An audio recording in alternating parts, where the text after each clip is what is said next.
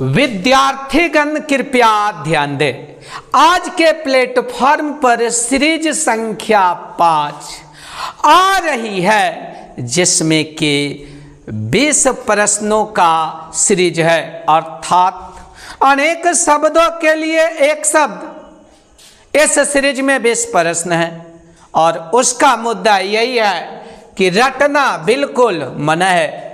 और विद्यार्थियों से नम्र निवेदन है कि फिर से सुन लो, विद्यार्थीगण कृपया ध्यान दें। आज के प्लेटफॉर्म पर सीरीज संख्या 5 का आगमन हो रहा है। विद्यार्थियों से अनुरोध है कि इस सीरीज को कृपया 5 मिनट जरूर देखें। उसके बाद आपकी मर्जी। आपको हुई असुविधा के लिए खेद है, क्यों कि रटना बिल्कुल मना है। अब तमाम गवाहों और सबूतों को मद्देनजर रखते हुए आज का कहानी का शुरुआत करते हैं और अभी से केवल और केवल आप लोगों के लिए 5 मिनट का बात करते हैं। इन 5 मिनट आप जरूर इस सीरीज पे इन्वेस्ट कीजिए। अगर सीरीज संख्या 1, 2, 3 और 4 नहीं देखे हैं तो वहां भी जाकर पधारिए।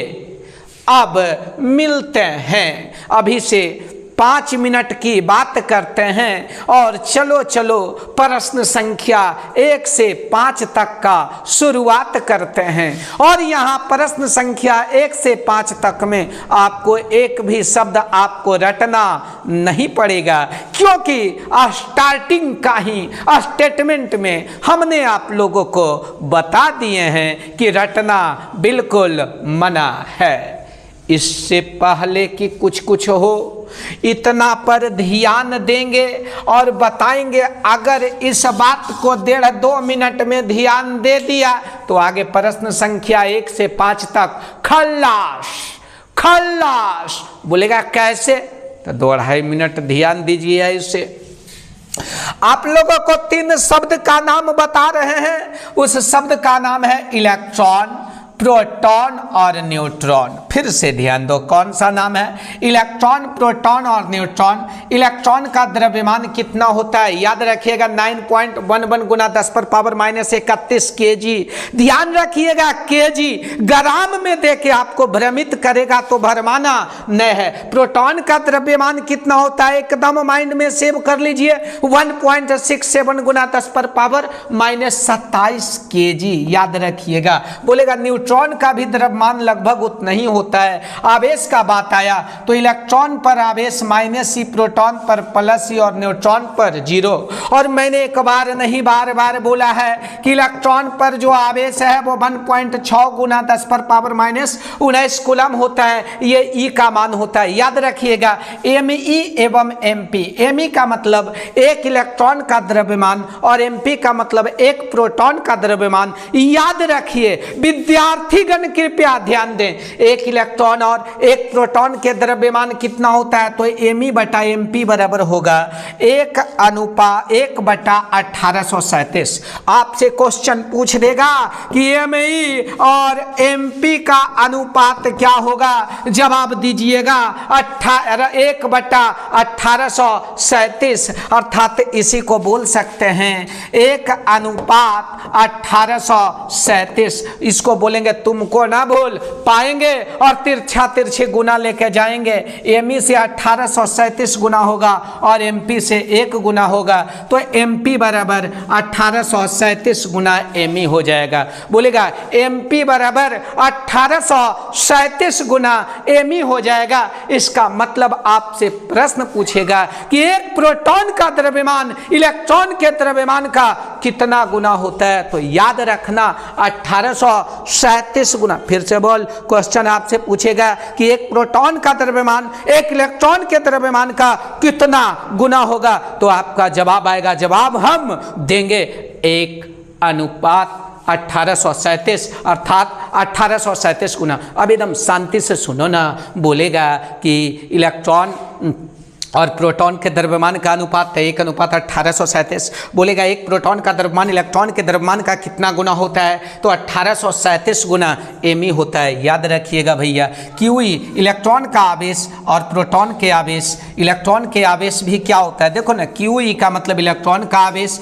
क्यूपी का मतलब प्रोटॉन का आवेश, इलेक्ट्रॉन का आवेश भी ई होता है, प्रोटॉन का आवेश भी ई होता है, ई से ई कैंसिल होता है, ई से ई कैंसिल होगा तो 1/1 बचेगा। निगेटिव साइन केवल और केवल चार्ज के नेचर को बताएगा 1:1। आपसे एक प्रश्न पूछेगा, अरे तू खुद जवाब दो ना भाई कि एक इलेक्ट्रॉन और एक प्रोटॉन के आवेश का अनुपात क्या होता है, तो आप क्या जवाब दीजिएगा, 1:1। बोलेगा एक इलेक्ट्रॉन और एक प्रोटॉन के द्रव्यमान का अनुपात 1:1837। एक प्रोटॉन का द्रव्यमान इलेक्ट्रॉन के द्रव्यमान का कितना गुना होता है, तो 1837 गुना होता है। फिर प्रश्न आएगा इलेक्ट्रॉन का द्रव्यमान कितना होता है, तो 9.11 गुना 10⁻−31 kg होता है। प्रोटॉन का द्रव्यमान कितना होता है, तो क्या जवाब देगा, 1.67 गुना 10⁻−27 kg होता है। और न्यूट्रॉन का भी लगभग उतना ही होता है। और बाकी सब आपके सामने है, हम अभी जस्ट बोले हैं कि आपको रटना मना है। बोलेगा एक इलेक्ट्रॉन का द्रव्यमान कितना होता है, तो 9.11 गुना 10⁻−31 ग्राम नहीं क्या होगा, kg। इसका आंसर क्या होगा, गौर से देखिए, गौर से देखिए, नहीं कहेगा देखेंगे बड़ा गौर के साथ, क्योंकि इलेक्ट्रॉन का द्रव्यमान कितना होता है, 9.11 गुना 10⁻−31 kg। भरमाइएगा, ग्राम भी दिल रहेगा लेकिन ग्राम को कुटकुटा देंगे। अब यहाँ पूछेगा कि एक प्रोटॉन का द्रव्यमान क्या होता है, 1.67 गुना 10⁻27 kg। घबराना मना है। पूछेगा प्रोटॉन का द्रव्यमान इलेक्ट्रॉन के द्रव्यमान का कितना गुना होता है, तो 1837 गुना होता है। तो कितना गुना होता है, तो 1837 गुना होता है, अभी अभी बताए हैं। इसके बाद बोलेगा कि इलेक्ट्रॉन एवं प्रोटॉन के द्रव्यमान का अनुपात क्या होता है। देखो बताए होंगे, इलेक्ट्रॉन और प्रोटॉन के द्रव्यमान का अनुपात होता है 1:1837, 1:1837। इतना से भी मजा नहीं आएगा। इलेक्ट्रॉन एवं प्रोटॉन के आवेश का अनुपात, इलेक्ट्रॉन का ई प्रोटॉन का ई 1/1, तो आ जाएगा 1:1। हमें आशा ही नहीं बल्कि पूर्ण विश्वास है कि यह पांचों के पांचों प्रश्न खल्लास हो गया। अब आगे इसको भूलेंगे। अब देखिए ना, 6 से 8 तक यहाँ मुद्दा आएगा। 6 से 8 क्या प्रश्न हुआ, 3, 6, 7, 8। अरे 6, 7, 8 अर्थात ये थोड़ा सा 1.5 गो लाइन देखेगा और कै प्रश्न बन जाएगा, 3-3 गो। बोलेगा मास्टर आप अलबलाहा है, दुर्बलाहा है, ये पढ़ाने का मेथड हमको समझ में नहीं आता है। हम बोलेंगे थोड़ा सब्र करो ना, सब्र का फल मीठा होता है। क्योंकि एक बात तो सुना होगा, हम होंगे कामयाब, हम होंगे कामयाब, हम होंगे कामयाब एक दिन।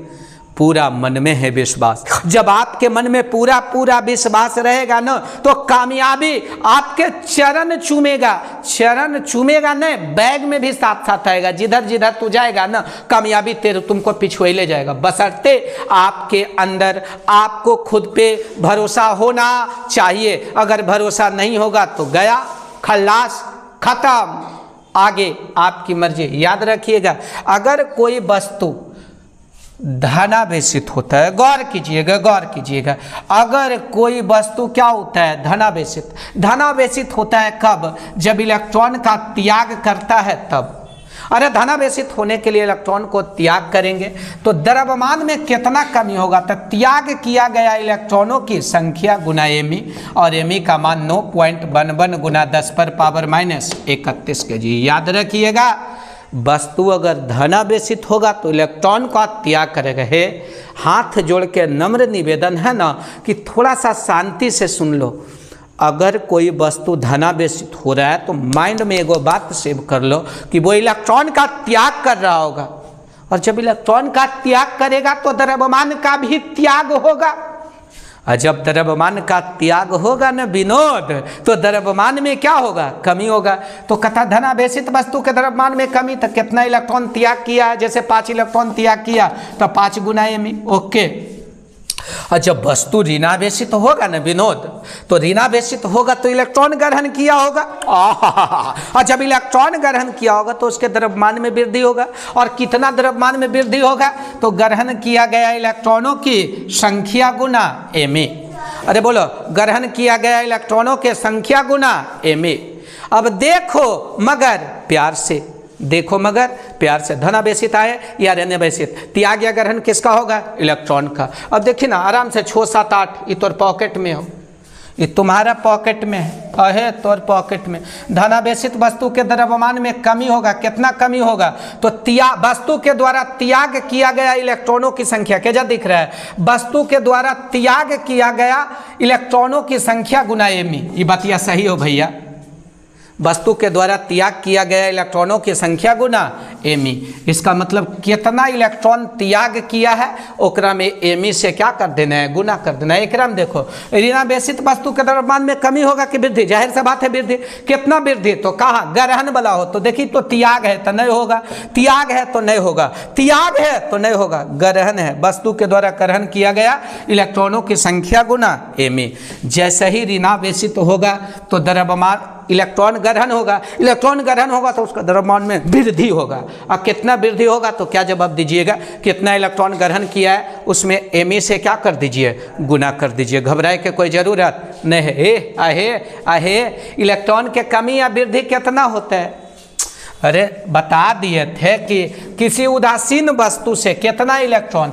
10 पर पावर 6 इलेक्ट्रॉन निकाला गया। देखिए ना, अगर ये कोई वस्तु है 10 पर पावर 6 इलेक्ट्रॉन निकाला, अरे भैया देखो ना 10 पर पावर कई इलेक्ट्रॉन निकाला? 6 इलेक्ट्रॉन। जब 10 पर पावर 6 इलेक्ट्रॉन निकाला तो इलेक्ट्रॉन का त्याग हुआ कि ग्रहण? तो आप खुद जवाब दीजिएगा कि त्याग हुआ। त्याग हुआ तो द्रव्यमान की कमी होगा कि वृद्धि होगा? तो द्रव्यमान की कमी होगा। अरे भैया निकाला है ना, नहीं कहता है मैं निकला वो गड्डी लेके, तो यहाँ गड्डी ने यहाँ इलेक्ट्रॉन लेके निकला, इलेक्ट्रॉन निकला तो द्रव्यमान भी निकला, द्रव्यमान भी निकला तो द्रव्यमान में कमी होगा, और कमी होगा तो धनावेश आएगा। तो कह सकते हैं 10 पर पावर 6 इलेक्ट्रॉन निकला अर्थात इलेक्ट्रॉन का त्याग होगा। त्याग होगा तो कौन आवेशित होगा? धनावेशित होगा। और धनावेशित होगा तो द्रव्यमान में क्या होगा? कमी होगा। अरे कितना कमी होगा? तो त्याग इलेक्ट्रॉनों की संख्या, अरे बोलो त्याग इलेक्ट्रॉनों की संख्या और गुना एमी होगा। बोलो त्याग इलेक्ट्रॉनों की संख्या कितना है? 10 पर पावर 6। ये हम नहीं बोल रहे हैं, प्रश्न बोल रहा है, थोड़ा गौर से देखना। त्याग इलेक्ट्रॉनों की संख्या कितना है? 10 पर पावर 6। और एमी का मान कितना है? 9.11 गुना 10 पर पावर -31 kg। देखो ना गुना में पावर जुटता है, याद रखिए गुना में पावर जुटता है। अरे गुना में पावर जुटता है, गुना में पावर जुटता है। अरे पावर कौन है? 6 और -31। पावर कौन है? 6 और -31। 6 प्लस -31 बराबर 10 पर पावर -25। तो देखो तो क्या आएगा आंसर? 9.11 गुना 10 पर पावर -25 kg। इतना इलेक्ट्रॉन इतना द्रव्यमान में कमी आएगा, इतना द्रव्यमान में कमी आएगा। ये तो कन्फर्म हो गया चला कि इसका आंसर ये दोनों नहीं होगा। काहे नहीं होगा? तो 1.67 है इसका आंसर। जब भी होगा तो कितना? 9.1 वाला। तो कहते हैं वस्तु में धनावेशित हो जाएगा, इसके द्रव्यमान में अपना के वृद्धि होगा। गलत बात है। वस्तु धनावेशित तो होगा लेकिन द्रव्यमान में वृद्धि नहीं, द्रव्यमान में कमी होगा। यहाँ पूछ जाएगा वस्तु धनावेशित हो जाएगा और इसके द्रव्यमान में 9.11 गुना 10 पर पावर -25 kg कमी आ जाएगा। ये आंसर भी सही है। नहीं कह रहा है कि इलेक्ट्रॉन निकाले हैं, इलेक्ट्रॉन निकालें तो वस्तु धनावेशित होगा, धनावेशित होगा तो इसके द्रव्यमान में कमी कितना होगा? तो त्याग किया गया इलेक्ट्रॉनों की संख्या गुना एमी। त्याग किया गया इलेक्ट्रॉनों की संख्या 10 पर पावर 6 है। एमी का मान 9.11 गुना 10 पर पावर -31 kg है, तो 9.11 गुना 10 पर पावर -25 kg आ जाएगा। इतना द्रव्यमान में क्या आ जाएगा? कमी आ जाएगा। हमें आशा है कि वहाँ तक अगर आप लोग समझे हैं तो अच्छा है।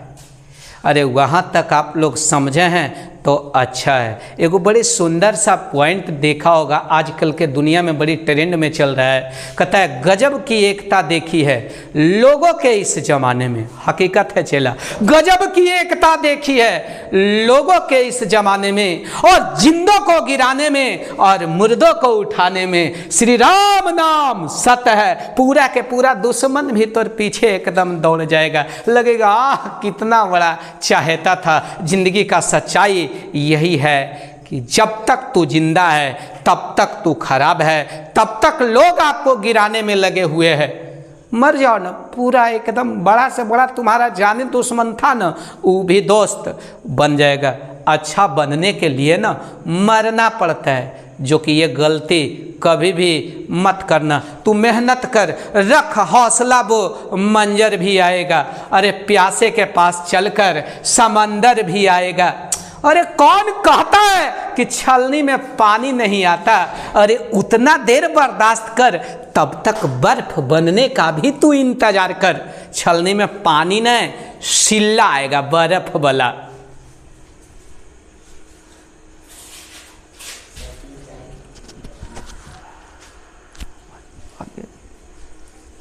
ओके, अब देखो एरा देखेंगे तो 9 से 12 तक कभी नहीं मिलेगा दोबारा। यहाँ से यहाँ तक देखिए 9 से 12 तक क्लियर हो जाएगा। नहीं कहते 9 से 12 जब बजेगा तो प्रश्न संख्या 9, 10, 11, 12 4 प्रश्न कंप्लीट, रटना नहीं पड़ेगा। देखो चालक के बारे कर रहा है। चालक जिसमें इलेक्ट्रॉन का प्रवाह होता है, आवेश का प्रवाह होता है, चालक कहलाता है। एग्जाम्पल, जितना भी धातु है ना सबके सब चालक है। मानव शरीर भी चालक है। क्यों? क्योंकि इससे आवेश का प्रवाह होता है। तो बोलेगा चालक का एग्जाम्पल सभी धातुएं, मानव शरीर। अचालक जिसमें आवेश का प्रवाह नहीं होता है, अचालक कहलाता है। एग्जाम्पल रबर, प्लास्टिक, सूखा लकड़ी, ये सब के सब क्या है? अचालक को ही कुचालक के नाम से जाना जाता है। एकदम शॉर्टकट का जमाना है। अचालक का मतलब धातु और मानव शरीर को बताना है, और अचालक जिसमें आवेश का या धारा का प्रवाह नहीं होगा, जैसे रबर, प्लास्टिक, सूखा लकड़ी आदि, ये सब अचालक है। देखिए ना बन गया चेला। वैसा पदार्थ जिसमें इलेक्ट्रॉन आसानी से प्रवाहित होता है, देखो देखो देखो क्या कहलाता है? चालक। वैसा पदार्थ जिसमें इलेक्ट्रॉन प्रवाहित नहीं होता है, क्या कहलाता है? अचालक। याद रखो। बोलेगा निम्न में कौन चालक नहीं है? मानव शरीर चालक है जी, पृथ्वी भी चालक है जी, मरकरी भी चालक है जी, सूखा लकड़ी चालक नहीं है जी। पृथ्वी भी याद रखना चालक है, मानव शरीर भी चालक है, मरकरी भी चालक है, लेकिन सूखा लकड़ी चालक नहीं है। अब बोलेगा सर जी सूखा लकड़ी पर हमको डॉट जाता है। याद होगा गाँव गिराव में, देहात हाथ में तू रहता होगा मेरे नियन, तो लाइन नहीं तेरे को आता होगा ना, तो तू टोका हिलावे जाता होगा। क्या हिलाने के लिए? टोका। और टोका हिलाने के लिए जो लग्गा लेता है ना, वो लकड़ी के लेते हैं। अगर वह तू रड के लग्गा, लोहा वाला रड के लेके जाएगा ना, तो तू टोका हिलावे से पहले तू ही हिलते रह जाएगा, और हिलते हिलते बोलेगा मैं दुनिया तेरी छोड़ चला, जबकि हकीकती बात नहीं है। इसलिए सूखा लकड़ी विद्युत का क्या होता है? कुचालक होता है। क्यों? क्योंकि याद आता होगा जब तू लोग टोका हिलाता होगा, तब इसका आंसर कौन होगा? निम्न में कौन चालक नहीं है? तो कौन चालक नहीं है? तो सूखा लकड़ी। तो याद रखिए इसका आंसर हो जाएगा डी। इसका आंसर डी। आगे आगे देखने वालों ने क्या क्या नहीं देखा होगा, खाली आंसर देखो। कौन चालक है? तो क्या है? धातु, चांदी धातु, कॉपर धातु, लोहा धातु, सभी धातुएं चालक होती है। इसका आंसर क्या होगा राजा? डी। आगे फिर देखो, अरे तेरी के ये 13-14 एकरे पर है, इनका देखबो तो 13-14। बोलिएगा सर आप बताना क्या चाहते हैं? तो हम बोलेंगे बताया भी नहीं जाता, छुपाया भी नहीं जाता। देखो अगर किसी चालक पर, किस पर? चालक पर आप आवेश देते हैं ना, तो ये सतह पर चारों तरफ बाहर वाला सतह पर फैल जाता है। किस पे फैल जाता है? बाहर। यहाँ से क्वेश्चन पूछेगा अगर किसी चालक पर हम आवेश को देते हैं तो बाहर सतह पर फैल जाता है, लेकिन अचालक पर आवेश देते हैं तो जहाँ आवेश देते हैं ना वहीं रह जाता है, वो कहीं फैलता उलता नहीं है। यहाँ से प्रश्न आएगा क्या होता है जब अगर आवेश पर हम चालक देते हैं तो क्या जवाब आएगा?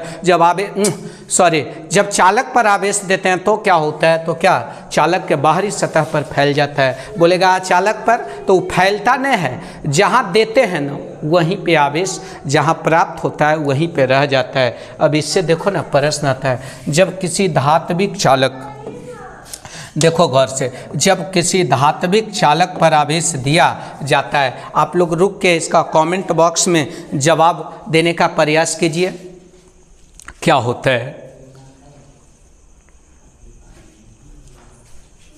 कहता है आवेश चालक के, बोलो, आवेश चालक के संपूर्ण बाह्य और आंतरिक पृष्ठ पर फैल जाती है। बोलेगा रॉन्ग नंबर, जैसी चालक का नाम आया तो केवल बाहर फैलेगा, वो भी समान रूप से फैलेगा। कैसे फैलेगा? समान रूप से फैलेगा। ये गलत है। आवेश चालक के संपूर्ण बाह्य पृष्ठ पर धीरे धीरे फैलता है, नहीं, धीरे धीरे नहीं फैलता है, ये तेजी से फैलता है। क्या फैलता है? आवेश चालक के संपूर्ण बाह्य पृष्ठ पर तेजी से फैलता। बोलेगा यस सर, यह है। अभी हम बताए होंगे, जब चालक पर आवेश को दिया जाता है तो आवेश चालक के बाह्य पृष्ठ पर, क्या बाह्य पृष्ठ पर समान रूप से तेजी से फैल जाता है। अब यहाँ कहता है आवेश जिस स्थान पर प्राप्त होता है उसी स्थान पर रह जाता है, नहीं, यह चालक के लिए होगा। अब अगला क्वेश्चन, जब कुचालक पर आवेश देते हैं तो इसका आंसर एकदम आराम से होगा कि आवेश जिस स्थान पर देते हैं उसी स्थान पर रह जाता है। घबराना मना है। या देखिए ना 15 से 20 तक ही कंप्लीट कर देगा, 15 से 20 तक कंप्लीट कर देगा। मन को थोड़ा स्थिर कीजिए ना, इसको देखिए ना, देखो नज़र हटी दुर्घटना घटी। अब 15 से 20 क्वेश्चन आप लोगों से नहीं बनेगा, याद रखिएगा।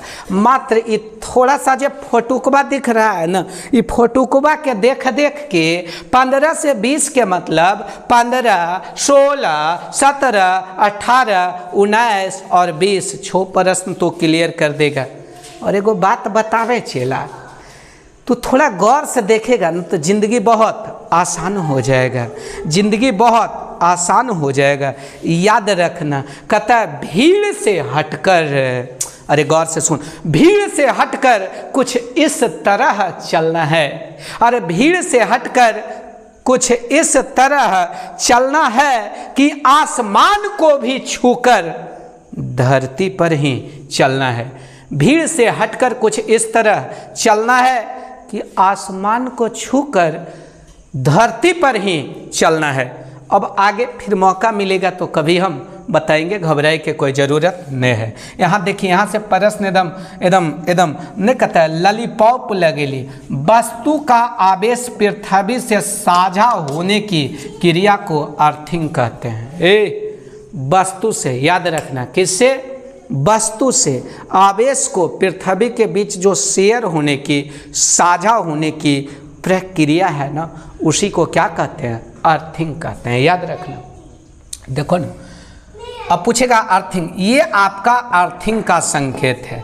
ये किसका संकेत है? अर्थिंग का। ऑब्जेक्टिव पूछेगा ये किसका? अर्थिंग का संकेत है। याद रखेगा, चालक एवं अचालक के बीच जिसका चालकता होता है ना, अर्धचालक कहलाता है। ये भैया तुमसे पूछेगा कि अर्धचालक क्या है, तो वैसा पदार्थ, अरे वैसा पदार्थ जिसकी चालकता चालक एवं अचालक के बीच होता है, अर्धचालक कहलाता है। एग्जाम्पल कार्बन, सिलिकॉन, जर्मेनियम आदि। बोलेगा कार्बन, सिलिकॉन, जर्मेनियम क्या है? अचालक है। कार्बन, सिलिकॉन, जर्मेनियम क्या है? अचालक है। चालक और अचालक के बीच जिसकी चालकता होती है क्या कहलाती है?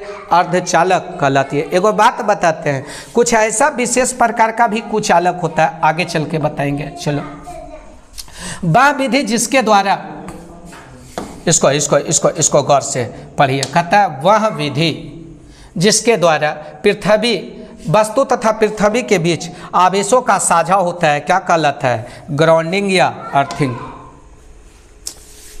अरे वह विधि जिसके द्वारा आवेशित वस्तु तथा पृथ्वी के बीच साझा होता है, ग्राउंडिंग या अर्थिंग। ये किसका संकेत है? तो ग्राउंडिंग या अर्थिंग का संकेत है। याद रखना।